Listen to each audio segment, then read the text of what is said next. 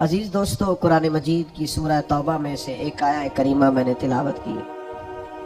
اللہ تعالیٰ نے ارشاد فرمایا کہ لَقَدْ جَاءَكُمْ رَسُولٌ مِّنْ أَنفُسِكُمْ، فرمایا تحقیق تمہیں میں سے تمہارے پاس ایک رسول تشریف لائے، عزیز علیہ ما عنتم، فرمایا یہ محبوب وہ ہے کہ تمہارا مشکل میں پڑنا میرے نبی پاک پر گراں گزرتا ہے، حضور پر بھاری ہوتا ہے تمہارا مشکل میں پڑنا۔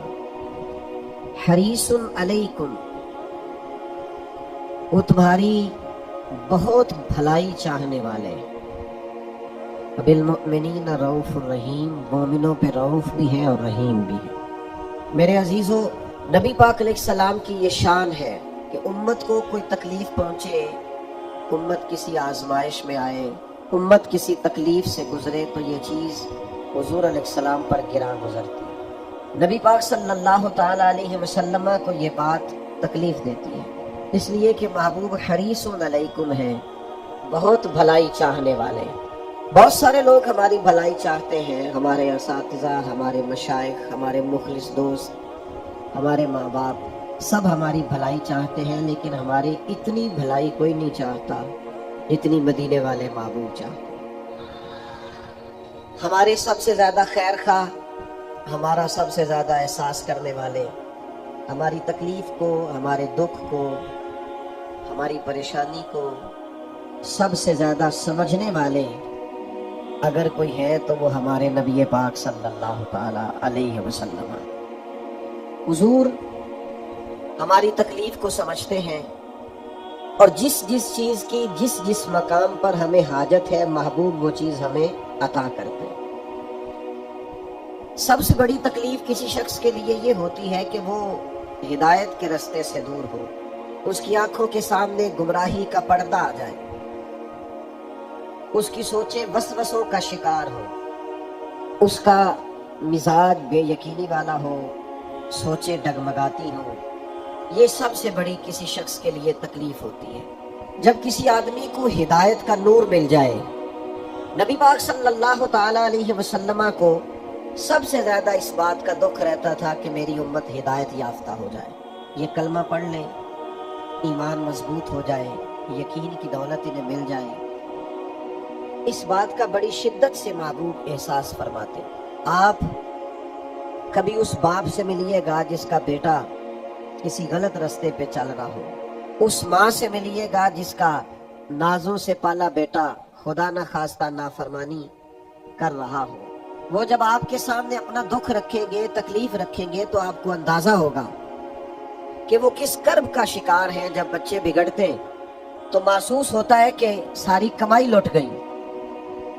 ماں باپ جب اولاد کے بگڑ جانے سے اتنی تکلیف میں ہوتے ہیں تو بتائیے جو ماں باپ سے بھی بڑھ کر پیار کرنے والے۔ نبی کریم صلی اللہ تعالی علیہ وآلہ وسلم بڑی شدت کے ساتھ اس بات کا درد محسوس کرتے تھے کہ لوگ دین کی طرف آ جائیں۔ حضرت امیر حمزہ رضی اللہ تعالیٰ عنہ نے جب دیکھا کہ نبی پاک صلی اللہ تعالی علیہ وسلم کو تکلیف دی ہے ابو جہل نے، اور حضور کے سر انور پر اس نے معاذ اللہ مارا ہے اور زخمی کر دیا ہے، جب انہیں خبر ملی تو وہ گئے اور اسی طرح جا کے ابو جہل کا سر پھوڑا، پھر حضور کی بارگاہ میں آئے اور عرض گزار ہوئے کہ اے میرے پیارے بھتیجے خوش ہو جائیے، میں نے آپ کا بدلہ لے لیا ہے اور میں نے اس کو اسی طرح سے سزا دی جو دینے کا حق تھا، خوش ہو جائے آپ۔ تو حضور فرمانے لگے چچا میں اس طرح تو خوش نہیں ہوتا۔ تو محبوب آپ کیسے خوش ہوتے ہیں؟ فرمایا آپ کلمہ پڑھ لیجئے، میں خوش ہو جاؤں گا۔ آپ دین کی طرف آئیے، آپ ہدایت کا رستہ اختیار کیجئے، آپ شریعت اسلامیہ کے اصول اور ضابطے اپنا لیجئے، میں خوش ہو جاؤں۔ کوئی شخص اگر گمراہی سے نکل آئے، ہدایت کی طرف آ جائے، یہ اس بندے کے لیے بہت بڑی نعمت ہوتی۔ اللہ کے رسول اس کے لیے بڑی کوشش کرتے، بازاروں میں جاتے، منڈیوں میں جاتے، طائف میں تشریف لے گئے، سرداروں کی ٹولیوں میں جا کر پیغام دین دیتے، حضور کو کسی کے گھر جانا پڑتا تو تشریف لے جاتے، لیکن چاہت یہ تھی کہ لوگ صاحب ایمان ہو جائیں۔ ایک نوجوان لڑکا حضور کی خدمت میں آیا کرتا تھا، محبت کرتا تھا وہ ایک یہودی کا بیٹا، جب بیمار ہو گیا تو نبی پاک تیمارداری کے لیے تشریف لے گئے، وہ خوش ہو گئے، غریب لوگ یہ تو کرم بالائے کرم ہو گیا کہ محبوب آ گئے۔ جب اس بچے کی آنکھوں میں محبوب نے اپنے لیے پیار دیکھا تو پتہ ہے سرکار نے مطالبہ کیا کیا؟ حضور نے فرمایا کلمہ پڑھ جا، مسلمان ہو جا۔ اس لیے کہ کسی شخص کے لیے سب سے اعلیٰ تحفہ محبت کرنے والے کے لیے حضور یہ سمجھتے تھے کہ وہ مسلمان ہو جائے، وہ دین کی طرف آ جائے، وہ راہ سنت کو اختیار کرے، وہ شریعت کا راستہ اختیار کرے۔ یہ سب سے بڑی چاہت ہے حضور کی۔ اس نوجوان نے کلمہ پڑھ لیا، پہلے اپنے والد کی طرف دیکھا، والد کہنے لگے بیٹا جیسے محبوب فرماتے ہیں کر لے۔ پھر وہ مسلمان ہوا، اور مسلمان ہوا تو روح پرواز کر گئی۔ اب محبوب جب اس کے کمرے سے باہر آئے تو پتہ کیا فرمایا؟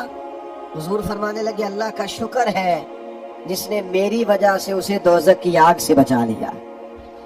تو ایمان امتی لے آئیں، امتی سچ بولنے لگ جائیں، غلام رزق حلال والے ہو جائیں، ان کے مزاج، ان کے اخلاق، ان کے رویے، ان کے لہجے ٹھیک ہو جائیں، ان کا طرز زندگی سنور جائے، اخلاقی بلندیوں کی طرف یہ لوگ مائل ہو جائیں۔ یہ حضور کی سب سے بڑی چاہت، یہ نبی پاک کے سینے کا سب سے بڑا درد ہے۔ حضور چاہتے ہیں کہ لوگ وہ رستہ اختیار کریں جس سے اللہ راضی ہوتا، اس کے لیے نبی پاک بڑی کاوش کرتے، اس کے لیے حضور کوشش کرتے، ہر پہلو پر رہنمائی ارشاد فرماتے، جہاں جہاں سے کوئی شخص گمراہی کی طرف بڑھ سکتا ہے ان چیزوں کی نشاندہی کرتے، رزق حلال اور حرام کی چیزوں کے بارے میں بار بار مطلع کرتے۔ خواہش تھی نبی کریم علیہ السلام کی کہ لوگ دین کی طرف آ جائیں۔ جب کوئی بڑی تکلیف دیتا، احد میں بڑی تکلیف دی لوگوں نے، اور طائف میں بڑی تکلیف دی، اور صحابہ نے مطالبہ کیا کہ یا رسول اللہ آپ دعا کریں یہ تباہ ہو جائیں، تو اس موقع پر بھی نبی پاک نے دعا یہ کی کہ یا اللہ انہیں ہدایت عطا فرما۔ انہیں پتہ ہی نہیں ہے یہ کیا کر رہے ہیں، یہ جانتے نہیں ہیں اپنا نفع اور نقصان۔ جس طرح کسی بچے کے بارے میں انسان سوچتا ہے اسے خبر نہیں ہے، اسے شعور نہیں ہے، اس طرح نبی پاک صلی اللہ علیہ وسلم اپنی امت کے لیے سوچتے اور درد اپنے سینے میں۔ حضرت ابو ہریرہ رضی اللہ تعالیٰ عنہ ایک دن حاضر بارگاہ ہوئے اور بڑے پریشان تھے، عرض کی یا رسول اللہ نے فضل کیا ہے اور میں مسلمان ہو گیا ہوں، لیکن میری والدہ مسلمان نہیں ہے، حضور میں بڑا پریشان ہوں، نظر کرم کر دے۔ تو محبوب نے ہاتھ اٹھائے کہ اے اللہ ان کی والدہ کو ہدایت عطا فرما۔ حضرت ابو ہریرہ فرماتے ہیں میں دوڑا گھر کی طرف، نبی پاک علیہ السلام نے دعا کر دی اب کرم ہو جائے گا۔ فرماتے ہیں میں گھر کی طرف دوڑا، جا کے دروازے پہ دستک دی، اندر سے دروازہ بند تھا۔ میری والدہ کہنے لگی ذرا صبر کر میں غسل کر رہی ہوں۔ فرماتے اماں غسل کر کے باہر آئی، اور جیسے ہی میرا آمنا سامنا ہوا میری ماں نے کلمہ پڑھنا شروع کر دیا۔ تو میرے عزیز، اخلاقیات کا سنور جانا، رویوں کا درست ہو جانا، لب و لہجے کے اندر حسن کا آ جانا، اخلاق کا نکھر جانا، یہ حضور چاہتے ہیں، نبی پاک کا مطالبہ ہے۔ تو یاد رکھیے گا جیسے جیسے امتی ہدایت کا رستہ اختیار کرتے، جیسے جیسے اخلاق کا رستہ اختیار کرتے، جیسے جیسے تقوی کا رستہ اختیار کرتے ہیں، ویسے ویسے نبی پاک راضی ہوتے، ویسے ویسے حضور علیہ السلام خوش ہوتے۔ دوسرا جو حضور کے سینہ نور میں بہت زیادہ درد تھا نا، مجھے تھا کہ میری امت پر احکامات آسان ہو۔ حضور نہیں چاہتے کہ امت پر سختی ہو، آزمائش ہو، آسان احکامات۔ حضرت سیدہ عائشہ صدیقہ رضی اللہ تعالی عنہ بیان فرماتی ہیں کہ اگر نبی پاک علیہ السلام کو اللہ کی طرف سے اختیار دیا جاتا نا کہ امت کے لیے یہ قبول کر لے یا یہ قبول کر لے، تو حضور وہ چیز قبول کیا کرتے تھے جو امت کے لیے آسان ہو۔ دیکھیں نا چند دن حضور نے نمازیں تراویح پڑھائی اور پھر چھوڑ دی، فرمایا مستقل پڑھاتا رہا تو کہیں تم پر فرض نہ ہو جائے۔ اب وہ سنت شہری ہے، لیکن نبی پاک علیہ السلام نے اس لیے چھوڑ دی کہ کہیں ایک شخص نے پوچھا، سرکار نے فرمایا حج فرض ہے، اس نے پوچھا ہر سال فرض ہے، کریم خاموش ہو گئے۔ پھر پوچھا ہر سال فرض ہے، حضور خاموش ہو گئے۔ جب اس نے تیسری بار پوچھا تو فرمایا جو میں کہوں کر لیا کرو، اگر میرے منہ سے نکل جاتا ہر سال فرض ہے تو ہر سال فرض ہو جاتا، تمہیں تکلیف ہوتی۔ نبی کریم چاہتے ہیں آسان شریعت، آسان، لوگ مشکل میں نہ آئیں۔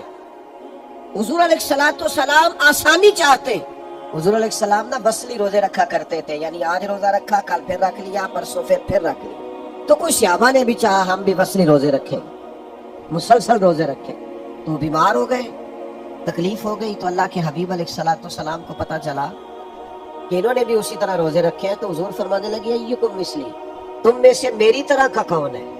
میں تو اپنے رب کے پاس رات گزارتا ہوں، کھلا بھی دیتا ہے پلا بھی دیتا ہے، تم ایک دن روزہ رکھا کرو اور ایک دن چھوڑا کرو، پابندی لگائی۔ جب کچھ صحابہ نے عرض کیا تھا کہ ہم ہر روز رات کو نفل پڑھیں گے، ساری رات ہر روز نفلی روزے رکھیں گے، تو نبی کریم نے فرمایا نہ بھائی، میں تم سب سے زیادہ اللہ کو جانتا ہوں اور میں تم سب سے بڑھ کر رب سے ڈرتا ہوں، میں تو روزہ بھی رکھتا ہوں، افطار بھی کرتا ہوں، میں تو عبادت بھی کرتا ہوں اور کچھ وقت رات کا آرام بھی کرتا ہوں۔ اللہ کے حبیب صلی اللہ تعالی علیہ وسلم آسان شریعت۔ بعض لوگوں کو نا ناراض نہ ہوئیے گا، ان کو نا نیکی کا بخار بھی چڑھ جاتا ہے معاذ اللہ، وہ ذرا ذرا سی باتوں پہ ناپتے تولتے پھرتے، اس نے یہ کیوں نہیں کیا، اس نے یہ کیوں نہیں کیا، یہ بیٹھا کیوں نہیں ڈھب سے، کھڑا کیوں نہیں ہوا ڈھب سے، یہ دیکھیں یہ فلاں کام اس نے۔ بعض مستحبات پر بھی اتنا زور دیتے ہیں، اتنا زور دیتے ہیں۔ وہ خدا کے بندو، جب نبی پاک علیہ السلام نے کچھ چیزوں میں گنجائش دی ہے، جب سرکار نے بعض چیزوں میں امت کے لیے آسانی کی ہے، اور یہ حضور کے سینے کا درد ہے، یہ عزیز علیہ ما عنتم کی تفسیر ہے، تو پھر آپ بےجا سختی، بلا وجہ کی سختی، جو سختی شریعت میں نہیں ہے وہ سختی آپ کر رہے ہیں اور اس کا نتیجہ ٹھیک نہیں نکلتا۔ بعض لوگ اتنا مشکل دین بیان کرتے ہیں، اتنا مشکل کہ وہ لوگ سمجھتے ہیں کہ یہ تو میرے بس کی بات ہی نہیں۔ یعنی میں نے بعض لوگوں کو دیکھا ہے کہ وہ ولی کی شان بھی اس طرح بیان کرتے ہیں کہ بس یہ ولی کر سکتا ہے، اس کے علاوہ کوئی نہیں کر سکتا، تو لوگ سمجھتے ہیں بھائی یہ تو بڑا مشکل کام ہے، کوئی داتا صاحب ہوگا تو یہ کام کرے گا، وہ خواجہ معین الدین ہی ہوں گے تو یہ کام کریں گے۔ وہ خدا کے بندو، وہی قرآن خواجہ صاحب پڑھتے ہیں، وہی آپ پڑھتے ہیں، وہی داتا صاحب پڑھتے ہیں، وہی آپ پڑھتے ہیں۔ نبوت کا دروازہ بند ہے، ولی تو قیامت تک ہو سکتے ہیں۔ تو ہم کیا کرتے ہیں کہ بعض چیزیں اتنی مشکل کر کے بیان کرتے ہیں، اور پھر ہمارے ہاں چونکہ کرامتوں کا بھی ایک سلسلہ چلتا ہے، تو وہ ایسی انوکھی انوکھی کر کے بیان کی جاتی ہیں کہ وہ ماوراء العقل چیزیں چلی جاتی۔ تو شریعت کا وہ خاص حسن جو آسانی والا ہے، جس کا مطلب یہ ہے کہ اس پر عمل کیا جا سکتا ہے۔ ہاں، ہر چیز میں رخصت کو تلاش نہ کریں، آپ ہر چیز کو مشکل اپنی طرف سے نہ بنا دیں، لیکن یہ کہ وہ والا دین کا پہلو بیان نہ کریں۔ نبی پاک علیہ السلام جو دین لے کے آئے وہ تو قابل عمل ہے، وہ تو آسان ہے، وہ تو پیار والا ہے، اس کے تو انسان قریب چلا جاتا ہے، وہ تو جاذبیت والا ہے، اس کو تو جیسے جیسے بندہ پڑھتا جاتا ہے اسے لگتا ہے یہ تو پیارا ہی بڑا ہے، یہ تو دین حسین ہی پڑا ہے۔ جیسے جیسے شریعت اسلامیہ کو انسان دیکھتا جاتا ہے، غور کرتا ہے، مطالعہ کرتا ہے، علم پاتا ہے، اسے احساس ہوتا جاتا ہے کہ یہ تو بڑا خوبصورت ہے، بڑا میٹھا ہے، بڑا قابل عمل ہے۔ ایک امام صاحب نا نماز پڑھاتے تھے لوگوں کو، یہ بخاری مسلم میں حدیث موجود ہے، نماز پڑھاتے تھے لیکن بہت لمبی نماز پڑھاتے، بہت لمبی۔ اب کچھ بیچارے ایسے لوگ بھی ان کے پیچھے کھڑے ہوتے جو سارا دن اونٹ چراتے رہے، محنت مزدوری کرتے رہے، لیکن بہت لمبی نماز پڑھاتے۔ تو لوگوں نے آ کے شکایت کی، آپ نے بات کو سمجھنا ہے۔ آج تو لوگ طلباء پر پابندی لگا دیتے ہیں نا کہ پورا قرآن مجید پڑھنا، میری دکان پہ قرآن پڑھنے آئے ہو، احسان ثواب کے لیے پڑھنے آئے ہو تو سارا پڑھ کے اٹھنا۔ تو وہ بہت لمبی نماز پڑھاتے تھے۔ نبی پاک علیہ السلام کے حضور شکایت عرض کی گئی کہ یا رسول اللہ، ہم مزدور لوگ ہیں اور مزدوری کر کے آتے ہیں اور یہ اتنی لمبی نماز پڑھاتے ہیں کہ وجود تھکتا ہے۔ نبی کریم علیہ السلام نے انہیں بلایا، اور صحیح حدیث میں موجود ہے کہ حضور ناراض ہوئے اور ان لفظوں کے ساتھ ناراض ہوئے، فرمایا میں لوگوں کو دین کے قریب کرتا ہوں تو دور کرتا ہے۔ یعنی وہ پڑھا تو نماز ہی رہے تھے نا، سنا تو قرآن ہی رہے تھے، لیکن ہمارے ہاں بعض لوگوں نے دین اس طرح بیان کیا ہے اور بعض لوگوں نے اس قدر زیادہ بعض مستحبات میں شدت کی ہے کہ لوگ پریشان ہو جاتے۔ تو حضور چاہتے ہیں کہ دین آسان، اس پر لوگ عمل کر سکے، اگرچہ یہ حضور ہی کا اختیار ہے، آج ہمارا نہیں۔ لیکن آپ کبھی غور کریں نا، ایک شخص نے آ کے کہا تھا یا رسول اللہ میں 2 ہی نمازیں پڑھوں گا، اگر آپ کہتے ہیں تو میں کلمہ پڑھ لوں، اگرچہ اختیار یہ صرف حضور کا ہے، یہ چھٹی آج نہیں کوئی دے سکتا۔ حضور میں 2 ہی پڑھوں گا، تو میرے کریم فرمانے لگے تو 2 ہی پڑھنا، کلمہ تو پڑھنا، تو صحیح نا، قبول تو کرنا۔ شارحین حدیث نے لکھا ہے یہ جس نے کہا تھا نا 2 پڑھوں گا، پھر بعد میں یہ تہجد بھی پڑھا کرتا تھا، لیکن اس کو آنے تو دینا، اس کو پہنچنے تو دینا، قریب تو آنے دے۔ لیکن مزاجوں کی شدت، وہ بعض اوقات لوگ ہمیں بھی کہتے ہیں پیر صاحب تسی فلانے مرید نو کہو نا ٹھیک ہو جائے فٹافٹ، یہ بھی کرے وہ بھی کرے، سب ہو سکتا ہے، آتے ہی کہا جا سکتا ہے کہ آپ میری طرح کی بہت بڑی پگڑی رکھ لیں، جبہ پہن لیں، سارے کام ہو سکتے ہیں، لیکن میرا یہ خیال ہے کہ دھیرے دھیرے آئے گا نا تو ذرا سوچ سمجھ کے آئے گا اور پکا ہو کے آئے گا۔ کئی دفعہ یکدم آتے ہیں تو جتنی زور سے گیند دیوار کو لگتی ہے پھر اتنی زور سے واپس لوٹ جاتی ہے۔ تو نبی پاک صلی اللہ تعالی علیہ وسلم یہ چاہتے ہیں کہ لوگوں کو آسانی دی جائے۔ آپ دیکھیے نا، شدید بھوک لگی ہو نا اور ادھر جماعت کھڑی ہے تو شریعت کہتی ہے پہلے روٹی کھا لے پھر نماز پڑھنا، تاکہ دل جمی سے تو پڑھ سکے۔ نبی پاک علیہ السلام کے بعض اعمال بڑے پسندیدہ ہیں، لیکن حضور فرماتے ہیں میرا دل بڑا کرتا ہے پر تمہیں تکلیف ہوگی، میں تم پر پابندی نہیں لگاتا۔ حضور فرماتے ہیں ہر وضو کے ساتھ مسواک ضروری قرار دینے کو دل چاہتا ہے، میرا دل چاہتا ہے کہ میں عشاء کی نماز دیر تک مؤخر کرنے کا لوگوں سے کہوں کہ رات کے آخری حصے میں جا کے پڑھے، لیکن لوگوں کو دقت ہوگی، میں یہ نہیں کرتا۔ تو جب نبی پاک علیہ السلام آسان دین دیتے ہیں تو ہمیں بھی چاہیے اپنی نئی نوجوان نسل کو دین کی تعبیر اس طرح کے بتائیں کہ ان کا عمل کرنے کو دل کرے، قریب آنے کو دل کرے۔ آپ شریعت اسلامیہ کا کوئی ایسا زاویہ بیان نہ کریں جس سے لوگ سمجھے کہ نہیں نہیں یہ تو 1400 سال پہلے معاذ اللہ شاید عمل ہو سکتا تھا اور آج عمل نہیں ہو سکتا۔ تیسرا پہلو، نبی کریم صلی اللہ تعالی علیہ وآلہ وسلم کے سینے میں نا لوگوں کا غم، دنیاوی غم بھی ہے، ایمان اور ہدایت کا غم بھی حضور نے پالا ہے، شریعت آسان ہو یہ بھی نبی پاک کا غم ہے سینے کا، اور یہ بھی حضور کا غم ہے کہ لوگوں کے دنیاوی مسائل بھی ٹھیک ہو۔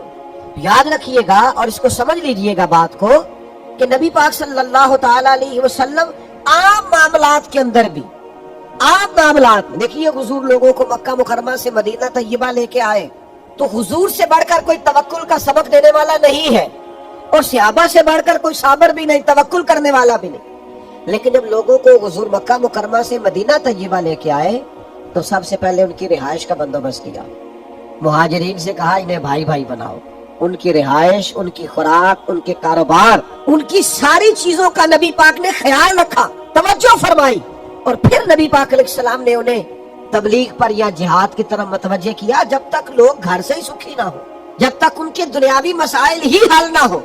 آپ یہ کیسے توقع کرتے ہیں کہ وہ کوئی دین کے کام میں پوری دلچسپی لے پائیں گے؟ میرے عزیز، نبی پاک علیہ السلام کے سینے میں یہ دکھ رہتا، یعنی حضرت ربیعہ بن کعب نبی پاک کو وضو کراتے، خدمت کرتے، ڈیوٹی کرتے، تو وہ صرف وضو کراتے تھے، تو یہ نہیں فرمایا چلو کراتا ہے تو کراتا رہے، آج کل جو رواج ہے۔ حضور نے ان سے پوچھا آپ شادی کیوں نہیں کرتے؟ ایک شخص صرف اتنی ڈیوٹی کرتا ہے کہ وضو کراتا ہے، تو حضور یہ خیال کرتے ہیں کہ اس کا گھر بسنا چاہیے، اس کی زندگی کے سارے معاملات بہتر ہونے چاہیے۔ نبی کریم صلی اللہ تعالی علیہ وسلم نے فرمایا شادی کیوں نہیں کرتے؟ تو حضرت ربیعہ بن کعب کہتے ہیں میں نے عرض کی حضور نہ کوئی کاروبار، نہ کوئی بڑا قبیلہ، نہ کوئی رنگ، نہ کوئی روپ، ہمیں کون رشتہ دے گا؟ فرماتے محبوب مسکرا دیے۔ اگلے دن پھر حضور نے پوچھا شادی کیوں نہیں کرتے؟ میں نے پھر عرض کی حضور نہ تو کوئی رنگ روپ ہے، نہ کوئی کاروبار ہے، نہ کوئی اونچا قبیلہ ہے، کون رشتہ دے گا؟ تیسرے دن پھر کریم نے فرمایا، میرے دل میں خیال آیا جب حضور جو فرماتے ہیں، جب نبی پاک فرماتے ہیں تو جو حضور کہہ دیں سانو قید سجن دا گہڑا ہے، وہ جنج رکھے ایسا انج رہنا ہے، ٹھیک ہو گئی بات۔ اگر حضور فرماتے ہیں تو ختم ہے معاملہ۔ میں نے عرض کی حضور کرا دے، یہاں تک نبی پاک بندوبست فرماتے میرا رشتہ بھی حضور نے طے کروایا، اور ایک صحابی سے فرمایا اس کو کھجور کی گٹھلی کے برابر سونا بندوبست کر کے تو اس نے حق مہر دینا ہے، اور ایک صحابی سے فرمایا تم خرچ کرو تو اس نے ولیمہ کرنا۔ فرماتے ہیں میرے سارے انتظام ہی مجھے مدینے والے محبوب نے کرا کے دی۔ حضور دنیاوی مسائل کا بھی خیال کرتے میرے بھائی، ایک دوسرے کے دنیاوی چیزوں کا بھی خیال کریں، لوگوں کے معاشی مسائل کا بھی خیال کریں، دکھوں کا بھی خیال کریں۔ دیکھیں کس قدر نورانی طریقے سے آپ بیٹھے اور کہاں تک آپ کا اجتماع ہے، یہ نورانی اور پروقار مجمع۔ اگر ہم آج نیت کر لینا کہ ایک ایک بندہ ایک ایک بندے کا خیال رکھے گا، حضور نے فرمایا 2 کا کھانا ہو تو 3 کھا لیا کرو، اور 3 کا ہو تو 4۔ لیکن وہ مسئلہ یہ ہے کہ وہ ہمیں نا، جب تک تو ہم غریب ہوتے ہیں ہمارا خیال ہوتا ہے کہ اللہ پیسے دے گا تو انشاءاللہ میں فلاں غریب کا خیال کروں گا، لیکن جب پیسے آ جاتے ہیں نا پھر ہمیں گھر کے سامنے والا پلاٹ پسند آ جاتا ہے، پھر وہ ہمیں بڑی پریشانی ہوتی ہے کہ یہ مل جائے تو یہاں گاڑی کھڑی کیا کروں گا، سہولت ہو جائے گی۔ पहले हमारा दिल होता है 4 पैसे आ गए तो गरीबों का, बहन भाई गरीब जो होंगे, रिश्तेदार दोस्त आप ख्याल करो। और फिर जब अल्लाह वुसअत दे देता है फिर हमें महसूस होता है गाड़ी तो छोटी है, ये कभी बड़ी मिल जाए ना, कभी इससे भी बड़ी मिल जाए ना। अपने ही बारे में सोच, खुदा मुझे ऐसी खुदाई ना दे कि अपने सिवा कुछ दिखाई ना दे। थोड़ा थोड़ा दूसरों के बारे में सोचे, थोड़ा थोड़ा दूसरों का ख्याल करे। नबी रहमत सल्लल्लाहु ताला अलैहि वसल्लम का ये तरीका मुबारक था कि हुजूर अलैहिस्सलातु वस्सलाम लोगों की दुनियावी मामलात में भी तवज्जो फरमाते, गौर करते। आप देखिए ना, बड़ी मशहूर रवायत है, हजरत सलमान फारसी रज़ी अल्लाह ताला अन्हु जब उनको रिहाई दिलवानी थी उनके आका से, तो हुजूर ने सारे बंदोबस्त करके दिए, सोना भी सहाबा से कहा जमा करके दो, और अगर उनके लिए कुछ बागात लगाने थे, खेती बाड़ी करनी थी, सहाबा से फरमाया आओ सारे मिलके काम करें। अपने भाई की गर्दन छुड़ाने के लिए सारे ड्यूटी करें, तो भाई क्यों ना एक दूसरे की मदद करे, एक दूसरे का बाजू थामे। पर एक बात जरूर ज़हन में रखनी है, किसी से ताउन करना है महज अल्लाह की रजा के लिए, लोगों को गुलाम बनाने के लिए नहीं, गर्दनें झुकाने के लिए नहीं, ये कहने के लिए नहीं कि एक ना नेकी कर देने। भाई ना नेकी के आपका पोस्टर छपवा दे, 2-4 बड़े बड़े फ्लैक्स शहर में लगवा दे के सामने हमारे साथ बड़ी नेकी की है। आप अल्लाह की रजा के लिए करें और फिर भूल जाए। ये नबी पाक सल्लल्लाहु ताला अलैहि वसल्लम का एक बहुत बड़ा अल्लाह के हबीब के सीने का दर्द है। देखिए, बाज ऐसी चीजें जिनमें शरीयत मुकल्लफ नहीं करती, उसमें भी हुजूर चाहते थे किसी का मसला हल हो जाए। एक शख्स ने आके हुजूर से कुछ मांगा, अल्लाह के हबीब अलैहिस्सलाम ने फरमाया इस वक्त तो जाहिरी तौर पर मेरे पास बज़ाहिर मौजूद नहीं है, दो जहां के शाह हैं और पास कुछ रखते नहीं, दो जहां की नेमतें हैं इनके खाली हाथ। हुजूर ने फरमाया इस वक्त तो बज़ाहिर कुछ नहीं, आप इस तरह करें फुला दुकान पे चले जाए और मेरे नाम पे कर्ज उठा लें। हम तो अंदर पड़े हुए होते हैं ना, ढेर लगे हुए होते हैं, फिर भी नहीं देते। और यहाँ करीम ने फरमाया कर्ज ले ले मेरे नाम पर। हजरत उमर रज़ी अल्लाह ताला अन्हु खड़े थे और उन्होंने हुजूर से शरीयत का ये कायदा ज़ाब्ता सुना हुआ था कि आपके पास है तो दे दे, नहीं है तो माजरत कर ले। हजरत उमर अर्ज गुजार हुए कि या रसूल अल्लाह सल्लल्लाहु ताला अलैहि वसल्लम, अल्लाह का दीन तो हमें इसका पाबंद नहीं करता कि कर्ज उठा के अल्लाह की राह में दिया जाए। हजरत उमर मसला दरियाफ्त कर रहे और हुजूर की सिखाई हुई बात अर्ज कर रहे कि या रसूल अल्लाह, कानून वैसे ये नहीं कि आपके पास है तो दे दे, नहीं है तो माजरत कर ले। तो हुजूर ने हजरत उमर का इस मौके पर यह बात करना पसंद नहीं फरमाया। हजरत बिलाल अर्ज गुजार हुए, या रसूल अल्लाह आप बांटिए, अर्श का मालिक बड़ा ही अता करने वाला है। हुजूर खुश हो गए, चेहरा मुबारक और ज्यादा जगमगा उठा। करीम फरमाने लगे कर्ज ले लो मेरे नाम पर, यानी कर्ज उठाकर भी अगर किसी की मदद की जा सकती है, उसकी जरूरत पूरी की जा सकती है तो नबी करीम करते थे। लेकिन हमारे यहाँ तो अंदर सरमाया पड़ा रहता है, हम तो सारा कुछ पास होता है और हमारे अड़ोस पड़ोस में लोग भूखे होते हैं। हमारे घर में बेहतरीन खाना पका होता है, 10,000 का फास्ट फूड, फिर भी दरवाजे पे लिए एक शख्स खड़ा होता है। लेकिन उसी घर के कोने के अंदर कुछ ऐसे लोग भी होते हैं जिन्होंने शाम अचार से खाई होती है, लेकिन हमें वो नजर ही नहीं आते, दिखाई नहीं देते, तवज्जो ही नहीं करते, ज़हन ही नहीं बनता। मेरे महबूब का मिलाद मनाने के लिए इतनी बड़ी तादाद में जमा होने वाले हुजूर के गुलामों, यार थोड़ा थोड़ा एहसास एक दूसरे का पैदा करें। दुख बड़े बढ़ गए हैं, तकलीफें बड़ी बढ़ गई हैं, ये सैलाब आया है, गरीबों की गरीबी में और इजाफा हो जाए। किसान जिन्होंने मेहनत करके फसलें बोई थी, नतीजे का वक्त आया है तो वहां पानी आ खड़ा हुआ है। जिनका सारा गुजारा जानवरों पे होता था, उनके जानवर बह गए, उन्होंने अपनी आंखों से बहते हुए देखे। और कच्चे मेरे मकान की दीवार क्या गिरी, लोगों ने मेरे सहन में रास्ते बना लिए, हालात और हो गए, आजमाइश बढ़ गई, दुख बढ़ गए, तकलीफें बढ़ गई। थोड़ी देर खबरें चलेंगी, थोड़ी देर तबसरे होंगे, थोड़ी देर गौर किया जाएगा कि आखिर पानी क्यों आया, फिर इस पर भी टीवियों पे डिबेट होगी कि आइंदा कैसे रोका जाए। लेकिन वो जो बच्चे लेके सड़क पे आ गए, उनको कल को वो सारा कुछ खुद से करना है। उनकी आजमाइश बढ़ गई, उन्होंने बड़ी मुश्किल से कुछ घरौंदे खड़े किए थे, लेकिन वो बह गए तिनकों की तरह। थोड़ा थोड़ा दुख बांटना शुरू करे, थोड़ा थोड़ा ख्याल रखना शुरू करे, थोड़ा थोड़ा एक दूसरे का एहसास करना शुरू करे, थोड़ा थोड़ा दर्द बांटना शुरू करे, अंदर सरमाया रख के, अंदर चीजों को रख के। किस तरह हमारी तबीयत یہ چاہتی ہے. بخاری شریف میں ایک حدیث ہے، صحابہ فرماتے کبھی ایسا نہیں ہوا، یہ ہم نے پہلی دفعہ دیکھا کہ نبی پاک علیہ السلام نے عصر کی نماز پڑھائی اور حضور تیزی سے گھر چلے گئے. یہ انداز ہم نے پہلے کبھی نہیں دیکھا تھا. تیزی سے کریم تشریف لے گئے گھر اور پھر تھوڑی دیر کے بعد واپس تشریف لے آئے. تو یہ اس طرح اتنی تیزی کے ساتھ کاشانہ نور کی طرف جانا پہلی دفعہ دیکھا تھا. ہمارے ذہنوں کی سطح پر سوال اٹھ رہے تھے، تو محبوب خود ہی فرمانے لگے تم سوچ رہے ہوگے میں اتنی تیزی سے کیوں گیا ہوں؟ یا رسول اللہ ہم یہی سوچ رہے. تو حضور فرمانے لگے کوئی سونا آیا تھا، سارا میں نے بانٹ دیا، ایک ٹکڑا پڑا رہ گیا، ابھی نماز مکمل ہوئی ہے تو مجھے خیال آیا وہ تو گھر میں پڑا ہے. تو فرمایا میں جلدی سے گیا ہوں اور وہ بھی اللہ کے راستے میں خیرات کر کے آیا. یہ حضور نے ہمیں اسوہ نور دیا، یہ سوچیں دی.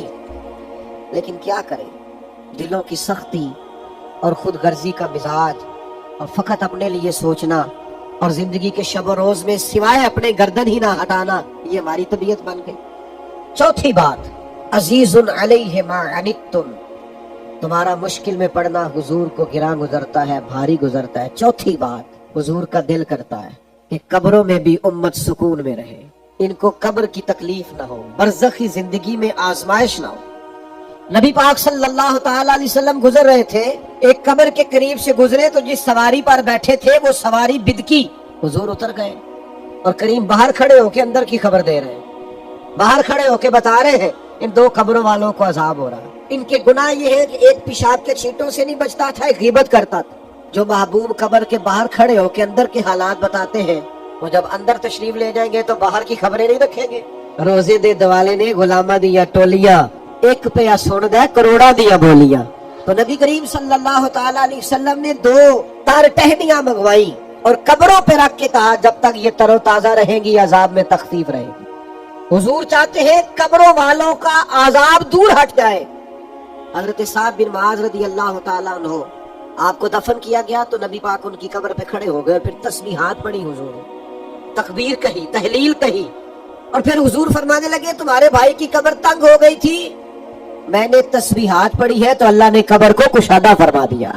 حضور چاہتے ہیں قبروں میں بھی راحت نصیب ہو، قبروں میں بھی، کہ وہ جو حضور کی زیارت ہوگی نا قبر میں، اس کی بھی شاید بڑی وجہ یہ ہے کہ جب حضور نظر آ جائیں گے نا قبر میں تو پھر کرم ہی کرم ہو جائے. پسے مردن فرشتوں نے جو تلاشی لی تو کیا نکلا؟ فقط ایک دل کے گوشے سے خیال مصطفیٰ نکلا. پانچویں بات، حضور چاہتے ہیں آخرت میں کہاں سے کوئی اتنا لجپال اور کریم ملے گا جو قبر میں بھی زیارت کرائے اور میدان محشر میں بھی کھڑا ہو کہ تمہیں کوئی تکلیف نہیں آنے دے گی. حضور چاہتے ہیں کہ قیامت والے دن بھی، آخرت میں بھی امتیوں کو راحت ملے، سکون ملے، اطمینان ملے، قرار ملے. نبی پاک صلی اللہ تعالی علیہ وسلم اپنی امت کی اخروی نجات کے لیے بڑے فکر مند ہیں. میں اور آپ رات کو سوئے رہتے ہیں، لیکن نبی پاک صلی اللہ علیہ وسلم راتوں کو جاگتے تھے اور کہتے تھے یا اللہ میری امت کی بخشش فرما. نبی پاک صلی اللہ تعالی علیہ وآلہ وسلم فرماتے ہیں میرے رب نے مجھے اختیار دیا 3 دعائیں، میں چاہوں تو کچھ بھی مانگ لوں اللہ عطا کرے. 3 دعاؤں کا اختیار دیا تھا. حضور فرماتے ہیں 2 میں نے دنیا میں مانگ لی، وہ اصل میں دعا ایک ہی ہے، حضور نے 2 دفعہ مانگی. دعا کیا ہے؟ یا اللہ میری امت کو بخش دے، یا اللہ میری امت کو معاف کر دے. اور حضور فرماتے ہیں ایک میں نے رکھ لی ہے، وہ قیامت والے دن مانگوں گا، وہ بھی حضور یہی مانگیں گے یا اللہ انہیں معاف کر دے. نہ مجھ سے بارے عمل اٹھے گا، نہ عضو ہی کوئی ساتھ دے گا. اگر کہے گا تو روز محشر خدا سے میرا نبی کہے گا سیاہیاں داغ صاف کر دے، اسے میرے مولا معاف کر دے، یہ میرا عاشق ہے، وارثی ہے، میرا تو سب کچھ میرا نبی ہے. نبی پاک علیہ الصلوۃ والسلام فرماتے ہیں مجھے میرے رب نے اختیار دیا، میں چاہوں تو آدھی امت کی بخشش کروا لوں اور چاہوں تو اللہ سے سفارش کا حق لے لوں. اللہ نے مجھے اختیار دیا. حضور فرماتے ہیں میں نے اپنے رب سے نہ شفاعت کا حق لے لیا کہ یا اللہ مجھے شفاعت کا حق دے، میں سفارش کرتا جاؤں اور تو انہیں معاف کرتا جاؤں. حضور قیامت والے دن سفارش کریں گے. حضور فرماتے ہیں قیامت والے دن اللہ تعالیٰ انبیاء کو نور کے ممبر عطا کرے گا. سب نبی ممبروں پہ بیٹھیں گے، لیکن حضور فرماتے ہیں میرا ممبر خالی ہوگا. یا رسول اللہ آپ کا کیوں خالی ہوگا؟ فرمایا نبی ممبروں پہ بیٹھے ہوں گے اور میں سجدے میں جا کے اپنی امت کی بخشش کی دعائیں مانگ رہا ہوں گا. میرے عزیز، حضور کو یہ غم رہا کہ امت کو ہدایت نصیب ہو جائے، نبی پاک کو یہ غم رہا کہ دین انہیں آسان ملے۔ حضور یہ چاہتے ہیں کہ امت کے جو دنیاوی مسائل ہیں ان میں آسانی ہو، حضور چاہتے ہیں کہ امت کی دنیاوی معاملات میں بھی آسانی ہو۔ اگر کوئی کسی کو کسی جگہ پریشانی ہے تو اس کا حل ہو۔ ایک مقام پہ حضور نے اعلان فرمایا کہ کوئی میرا امتی دنیا سے چلا جائے اور اگر وہ ترکہ چھوڑے تو وارثوں میں بانٹ دو، اور اگر اس کے ذمہ قرض ہو تو میرے پاس آ جاؤ، میں ادا کر دوں۔ حضور علیہ السلام چاہتے ہیں کہ امت کو برزخ میں بھی، قبر میں بھی آسانی، حضور چاہتے ہیں محشر میں بھی ان کے لیے آسانی۔ مجھے بتائیے، جب اتنی آسانیاں نبی کریم ہمارے لیے چاہتے ہیں، ہم اپنے لیے مشکلات کیوں کھڑی کرتے ہیں؟ کبھی جرم کر کے، کبھی گناہ کر کے، کبھی حرام کھا کے معاذ اللہ، کبھی لوگوں کا دل توڑ کے، کبھی آزمائش کھڑی کر کے۔ کیوں اپنے لیے ہم بوجھ کھڑے، اپنی جانوں پر کیوں ظلم کرتے؟ بعض ایسے گناہ بھی لوگ کرتے ہیں جن کا کوئی فائدہ نہیں، بلا وجہ جھوٹ بولتے، لوگوں کو ہنسانے کے لیے جھوٹے لطیفے سناتے، اپنے ذمہ گناہ اکٹھا کرتے۔ اپنی مزاج کے اندر آسانی لائیے، دھیما پن لائیے، ٹھہراؤ لائیے، جلد بازی کو نکالیے، بے چینی کو نکالیے، بے قراری کو نکالیے، الجھے خیالات کو نکال دیجئے، ایک دوسرے کا احساس پیدا کیجئے۔ دین بڑا آسان ہے، قابل عمل ہے، بڑی آسانی سے عمل کیا جا سکتا ہے۔ صرف ایسا کیجئے کہ اپنے سینے میں جذبہ پیدا کیجئے کہ ہم نے عمل کرنا، خواہش پیدا کیجئے کہ ہم نے آگے بڑھنا۔